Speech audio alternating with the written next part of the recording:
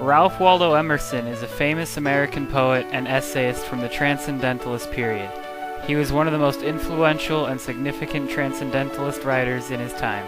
He was an essayist, poet, and lecturer. But what is Transcendentalism? Transcendentalism is defined as any philosophy based upon the doctrine that the principles of reality are to be discovered by the study of the process of thought, or a philosophy emphasizing the intuitive and spiritual above the empirical. Its main principles include that all things in nature are spiritually connected, that solitude in nature is pure, and that corruption is derived from organized groups like government and the church. The Transcendentalist movement started in the 1830s and extended into the 1850s, or around the Civil War. Elements that influenced the rise of Transcendentalism include distrust of the government, the church, and organized power. It was also a response to Romanticism, which disagreed with Transcendentalism in saying that all men are inherently evil rather than good. While Romanticism and Transcendentalism have some beliefs in common, they also differ in how they view the morality of man. Transcendentalists believe in the good and unity of nature, while Romanticists believe man is inherently evil. Transcendentalism directly influenced the New Thought movement and the mental sciences of the 19th century.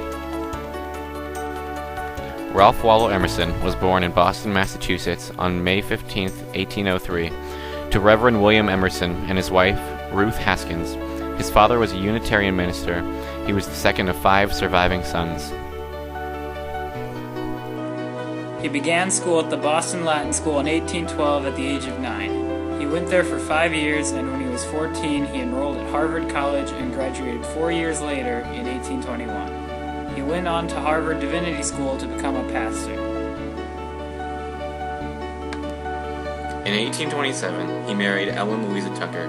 2 years later, he was ordained a minister at Boston's Second Church.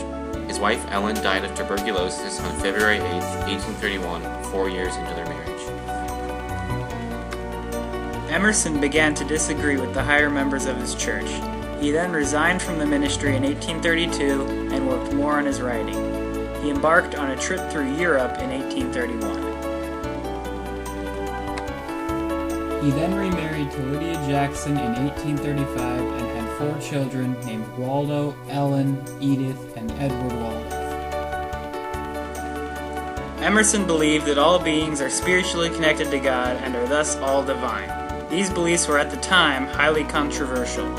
He was an ardent abolitionist, and his work either directly or more subtly showed it.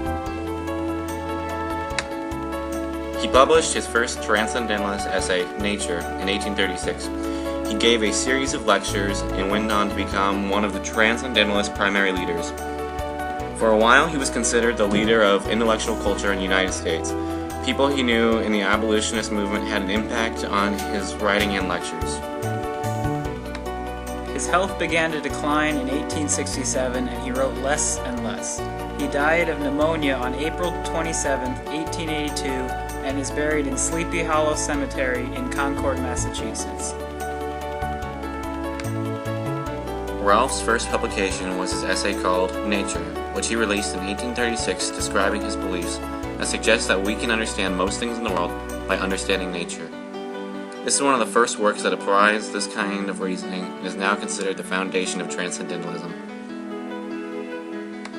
Emerson then wrote what is known as the Phi Beta Address, the American Soldier. Today, Emerson's notes, which he kept in his journal, amassing 16 volumes, are stored at Harvard University, some of which scholars believe to be Ralph's best work. Emerson also wrote a book in 1841 called Essays. As the name implies, the book was a collection of essays, including Self-Reliance, one of Emerson's best works. Self-reliance emphasizes that as individuals, we must avoid conformity and express individuality, and that we should follow our own ideas through life.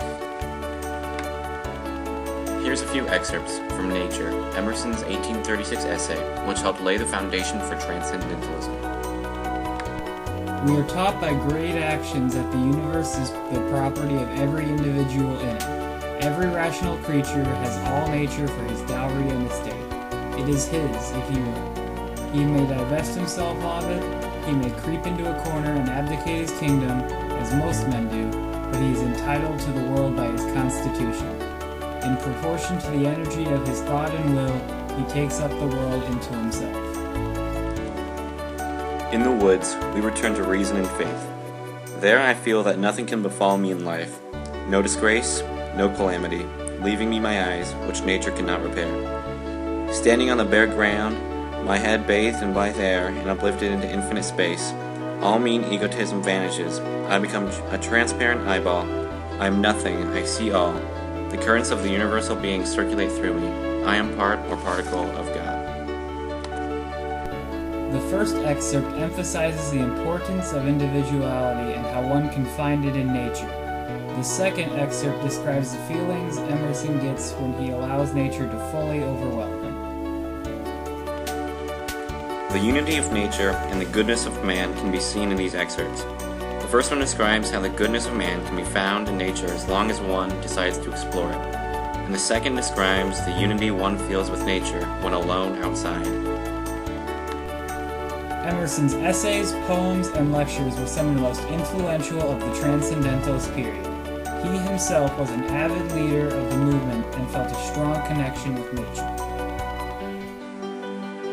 Much of his work disagreed with parts of Romanticism. Romanticism emphasizes that all men are evil. Romanticist work is often dark and suspenseful.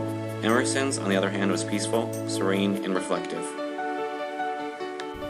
Emerson was easily the most significant writer of the Transcendentalist period. His work paved the way for a second wave of Transcendentalist writers and sparked the New Thought movement. His work showed frustration with government, the church, and other organizations. He left a powerful legacy, and his essays, poems, and lectures are still read and discussed today.